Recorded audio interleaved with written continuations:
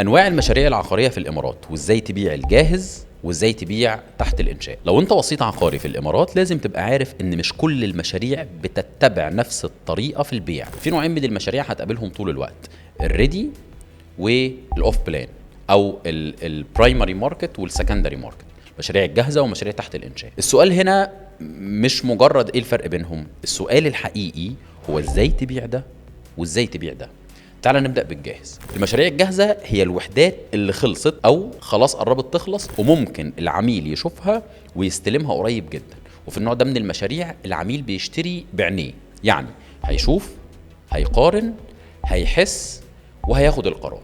علشان كده وانت بتبيع مشروع جاهز لازم تركز على الواقعية، تخليه يشوف الوحدة بنفسه وخلي الحواس عنده كلها تشتغل. التجربة، اتكلم معاه عن تجربة المعيشة اليومية، الصوت، الإضاءة، المجتمع اللي حواليه، مواقف العربيات، حتى الجيران. العائد الفوري، لو هي استثمار احسب له ROI، لو هي سكن احسب له تكلفة المعيشة الشهرية. التمويل، كلم العميل عن البنوك والنسب وهيدفع كام دفعة أولى، وهل في إيجار ممكن يغطي القسط ولا لا. الجاهز ما بيستناش، يعني اللي شافه ممكن يطير في يومين، فأنت مهمتك تجهزه نفسيا ياخد قرار سريع لكن من غير ضغط. نروح بقى للنوع التاني اللي تحت الانشاء، وده مختلف تماما في طريقته. العميل هنا ما بيشوفش، العميل بيتخيل، يعني انت لازم تخلق له تجربة ذهنية تخليه يشوف اللي لسه ما اتبناش. هنا استخدم القصص. المشروع ده المطور خلص زيه قبل كده في دبي هيلز والتسليم كان سابق ميعاده بشهرين مثلا. ارسم له المستقبل، والله المنطقة دي فيها خطة حكومية لإنشاء مول ومدرسة ومترو خلال سنتين، يعني بعد ما تستلم القيمة هتكون أعلى. واتكلم بلغة الاستثمار، وضح له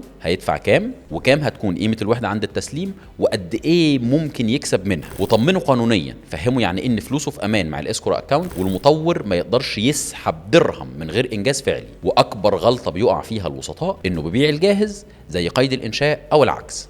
الجاهز بيحتاج قرار حساس، تحت الانشاء بيحتاج قرار عقل، وانت كوسيط لازم تكون قائد القرار مش مجرد ناقل للمعلومه. الخلاصه، كل مشروع ليه لغته وكل عميل ليه مفتاحه وكل مرحله بيع ليها ادواتها، وانت كل ما فهمت النوع اللي بتبيعه كل ما قدرت تبيع اسرع وباحتراف اعلى. في الفيديو اللي جاي هشرح لك من جوه المطبخ المطور العقاري بيبدا منين، فلوس العميل بتروح فين، وانت تبقى مطمن وانت بتسوق لمشروع لسه على الورق ازاي. تابع السلسلة لانك كوسيط لازم تكون بتفهم العملية من اول طوبة لاخر تسليم.